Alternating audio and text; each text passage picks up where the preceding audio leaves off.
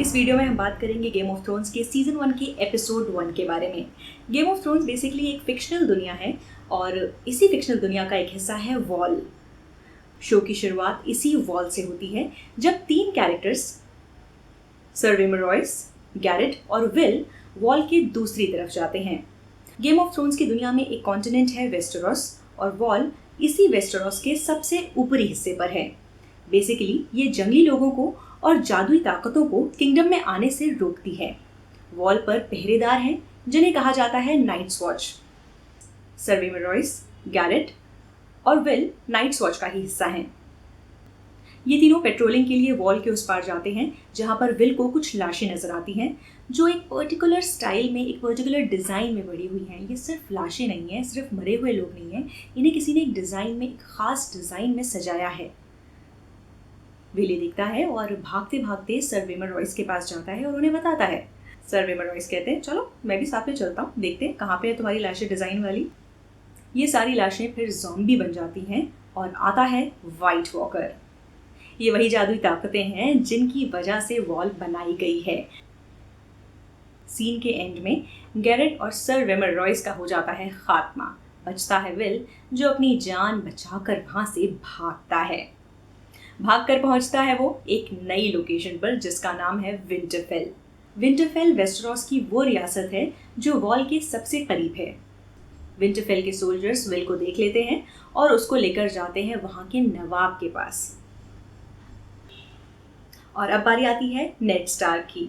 इनके 5 बच्चे हैं, एक नाजायज औलाद भी है। ये राजा के सबसे करीबी दोस्तों में से एक है। इनफैक्ट हम ये भी कह सकते हैं कि ये राजा के शायद इकलौते करीबी दोस्त हैं। हालांकि ये राजा से कई सालों से नहीं मिले हैं। विंटरफेल किंग रॉबर्ट बराथियन की ही सल्तनत का एक हिस्सा है। खैर, तो नेड स्टार्क के पास ये खबर पहुंचती है कि नाइट्स वॉच का एक शख्स बागी हो गया है और शायद थोड़ा पागल भी हो गया है और अब नेड स्टार्क को उसका सर कलम करना पड़ेगा। यहाँ पर आपको नाइट्स वॉच के बारे में थोड़ी डिटेल देनी ज़रूरी है। नाइट्स वॉच में आप 2 तरह से शामिल हो सकते हैं, मतलब आप नहीं, गेम ऑफ थ्रोन्स की दुनिया के लोग 2 तरह से शामिल हो सकते हैं। एक तो ये कि उनकी खुद की मर्जी हो, और दूसरा अगर कोई क्रिमिनल है, अगर किसी ने चोरी की है या किसी ने रेप किया है या किसी ने मर्डर किया है, तो ऐसे लोगों को 2 ऑप्शंस दिए जाते हैं। जैसे या तो उनका हाथ काट दिया जाएगा या तो उनको कहा जाएगा कि आप नाइट्स वॉच में शामिल हो जाइए, वॉल पर जाइए और पूरी ज़िंदगी वहीं पर बिताइए। एक बार जब आप नाइट्स वॉच में शामिल हो जाते हैं तो आप शादी नहीं कर सकते, आपका अपना कोई परिवार नहीं हो सकता और आपको बेसिकली अपनी पूरी ज़िंदगी वहीं वॉल पर बितानी पड़ती है। अगर आप नाइट्स वॉच छोड़ते हैं, वहाँ से बागी होते हैं, वहाँ से भागते हैं, तो फिर उसकी एक ही सज़ा है जो है मौत। नेड स्टार्क अपने पूरे लाव लश्कर के साथ पहुँचते हैं एग्जीक्यूशन की जगह पर, जहाँ पर वो खुद विल का सर कलम करते हैं। विल मरने से पहले कहता है कि मैंने वाइट वॉकर्स को देखा है, जिसका कोई भी यकीन नहीं करता। एग्जीक्यूशन के बाद जब ये लोग वापस विंटरफेल की तरफ बढ़ रहे होते हैं, तब रास्ते में इनको एक मरा हुआ डायर वुल्फ मिलता है जिसने मरने से पहले 6 डायर वुल्फ्स को जन्म दिया होता है। इत्तेफाक से 4 मेल्स होते हैं और 2 फीमेल्स, नेड स्टार्क के बच्चों की तरह। जैसे कि मैंने आपको पहले भी बताया था कि नेड स्टार्क के 6 बच्चे हैं, रॉब, सैंसा, आर्या, ब्रान, रिकन और जॉन, जिसे इस दुनिया में बास्टर्ड भी कहा जाता है। मैं गाली नहीं दे रही हूँ, उसे लिटरली सब लोग बास्टर्ड ही कहते हैं क्योंकि वो नेड स्टार्क की नाजायज औलाद है। पहले डिसीजन लिया जाता है कि इन डायर वुल्फ्स को मार दिया जाए क्योंकि ये बहुत खतरनाक होते हैं। जब डायर वुल्फ्स को मारने की बात होती है तो नेड स्टार्क का छोटा बेटा ब्रान बहुत उदास हो जाता है और वो नहीं चाहता कि इन छोटे छोटे डायर वुल्फ्स को मारा जाए। ये देखकर जॉन अपना दिमाग चलाता है और नेड स्टार्क को कहता है कि डायर वुल्फ आपका सिजिल है, आपके झंडे का हिस्सा है। जो बात सही है, डायर वुल्फ स्टार्क्स का सिजिल है, उनके झंडे का हिस्सा है, उनका लोगो है। आप सोच रहे होंगे कि ये कौन है? ये है थियोन ग्रेजॉय। आज से कई साल पहले इसके पिता यानी बेलन ग्रेजॉय ने रेबल किया था राजा के खिलाफ और खुद को राजा घोषित कर दिया था अपने आइलैंड का। उस वक्त नेड स्टार्क ने उनको घुटने टेकने पर मजबूर किया था और सबक के तौर पर उनके छोटे बेटे, बल्कि इकलौते बेटे थियोन ग्रेजॉय को अपने यहाँ बंदी के तौर पर रख लिया था। तब से ही थियोन ग्रेजॉय स्टार्क फैमिली के साथ ही रहता है हालांकि क्योंकि स्टार्क्स बहुत अच्छे हैं तो वो उसको अच्छे से ही ट्रीट करते हैं। एक बात और, जॉन को लोग जॉन स्नो क्यों कहते हैं, जॉन स्टार्क क्यों नहीं कहते? क्योंकि गेम ऑफ थ्रोन्स की दुनिया में अगर आप बास्टर्ड हैं तो आपको उस जगह के हिसाब से, यानी जिस जगह से आप बिलोंग करते हैं उस जगह के हिसाब से एक अलग नाम दे दिया जाता है। आपके पिता का नाम आपके नाम के साथ नहीं लगाया जाता। क्योंकि जॉन नॉर्दर्न एरिया का बास्टर्ड है तो उसके नाम के साथ लगा है स्नो, जॉन स्नो। इसके बाद ये नन्हे नन्हे डायर वुल्फ्स स्टार्क परिवार में बांट दिए जाते हैं, यानी कि नेड स्टार्क के हर बच्चे को मिलता है एक डायर वुल्फ। रॉब स्टार्क अपने डायर वुल्फ का नाम रखता है ग्रेविंड। उसकी छोटी बहन सैंसा अपने डायर वुल्फ को नाम देती है लेडी।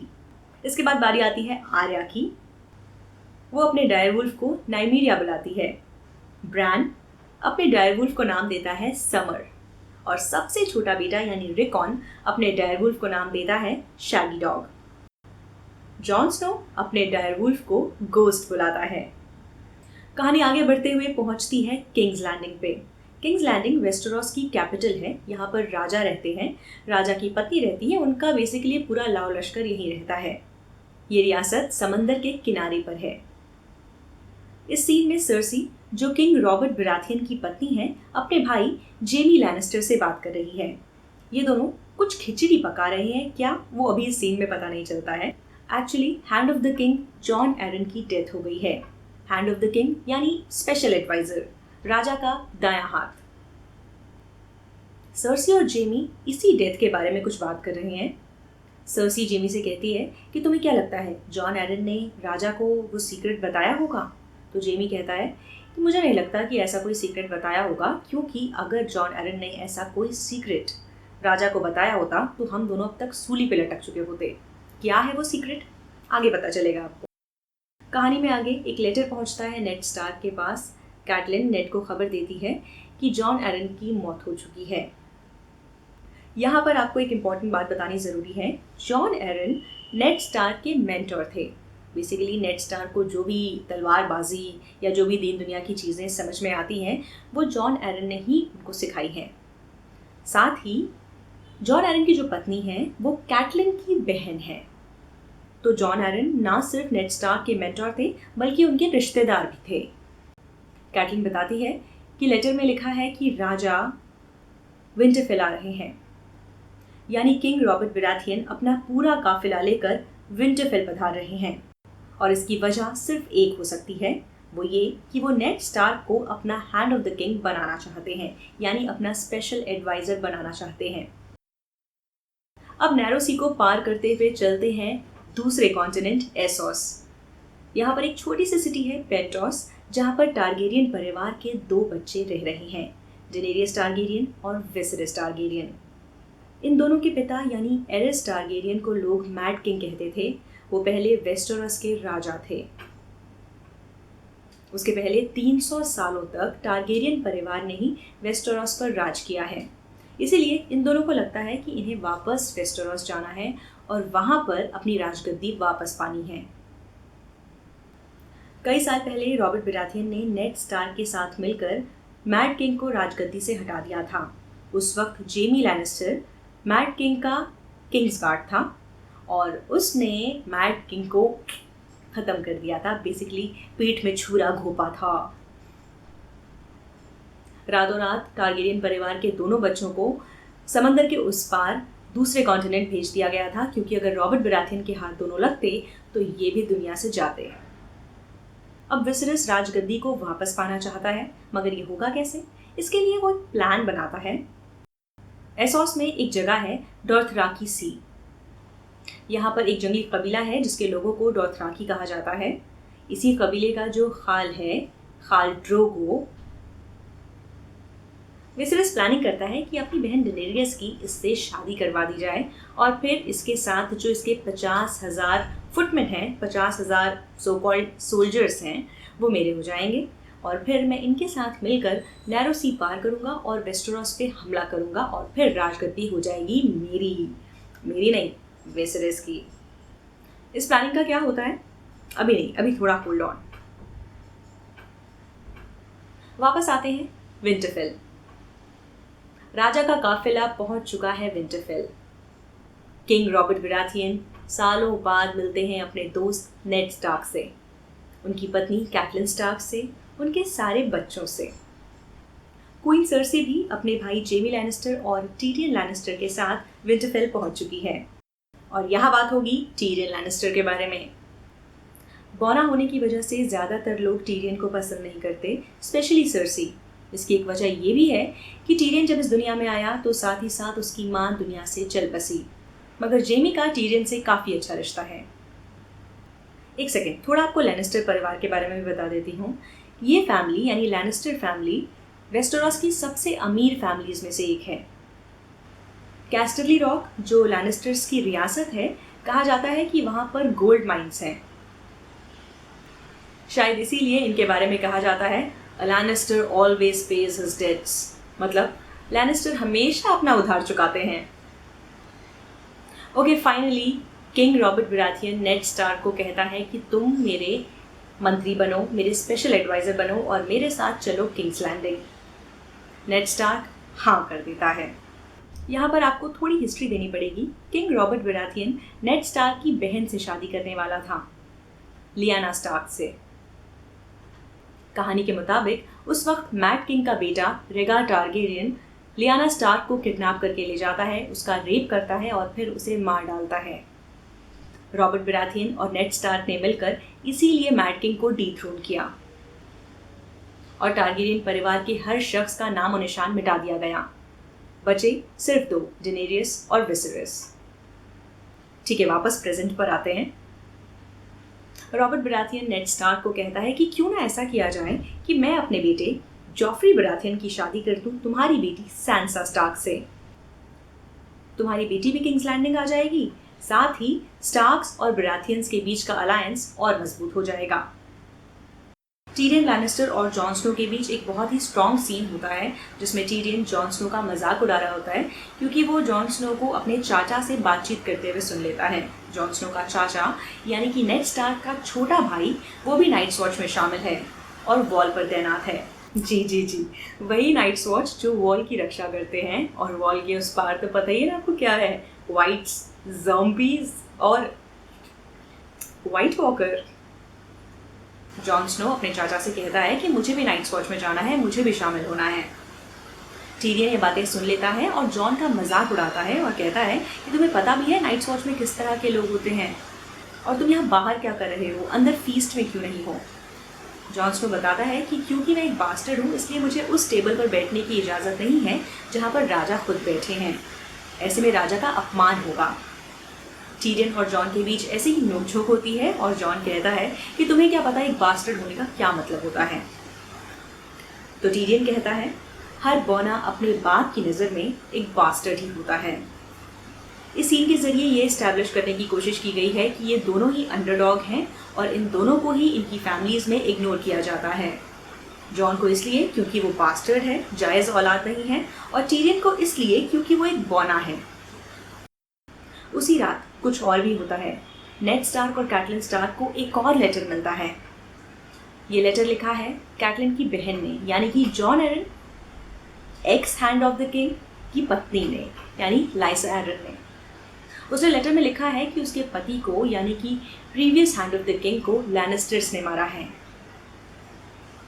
कैटलिन ऑफ कोर्स ये लेटर पढ़ के डर जाती है और अपने पति यानी नेड स्टार्क को कहती है कि नहीं, तुम किंग्स लैंडिंग नहीं जाओगे।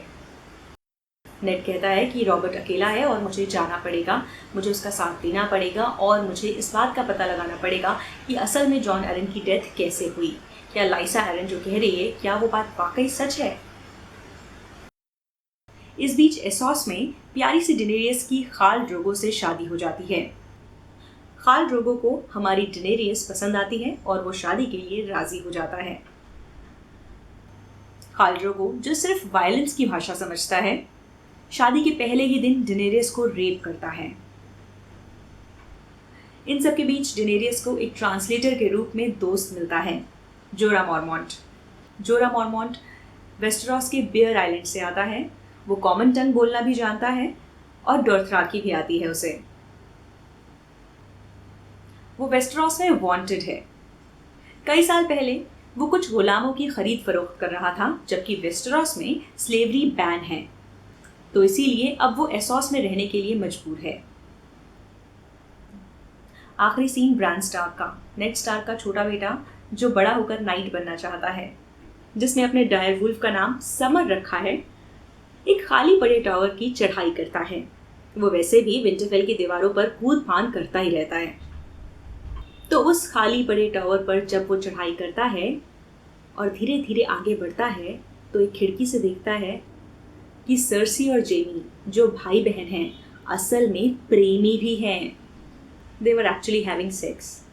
ब्रान 10 साल का छोटा सा बच्चा ये देखकर डर जाता है, घबरा जाता है और छुपने की कोशिश करता है, लेकिन तब तक सर्सी की नज़र पड़ जाती है ब्रान पर और वो जेमी को कहती है कि जाओ उसे पकड़ो।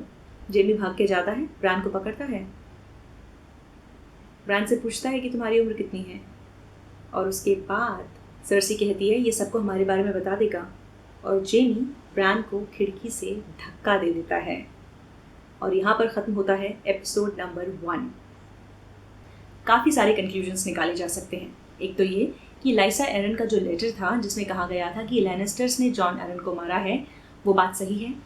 सर्सी और जेमी ने मिल के जॉन एरन को मारा है। जिस सीक्रेट की ये दोनों बात कर रहे थे कि कहीं वो बात रॉबर्ट बराथियन को ना पता चल जाए, और जेमी कह रहा था कि अगर रॉबर्ट को ये बात पता होती तो वो हम दोनों का सर कलम करवा देता। वो बात ये हो सकती है कि जॉन एरन को मालूम था कि ये दोनों लवर्स भी हैं, सिर्फ भाई बहन नहीं हैं। और क्या क्या बातें हो सकती हैं। डेनेरियस टारगेरियन का क्या होगा, वो खाल ड्रोगो को कब तक झेल पाएगी। जॉन स्नो का क्या होगा जो वॉल जाने की ख्वाहिश रखता है। इन सारी बातों का आपको पता चलेगा। आप सेकेंड वीडियो का वेट करिए या फिर सेकेंड एपिसोड देख लीजिए। ज़्यादा बेहतर से समझने के लिए दूसरे वीडियो पर ज़रूर आइएगा। इस चैनल को सब्सक्राइब करिए, वीडियो लाइक करिए और शेयर करिए। Thank you so much. धन्यवाद।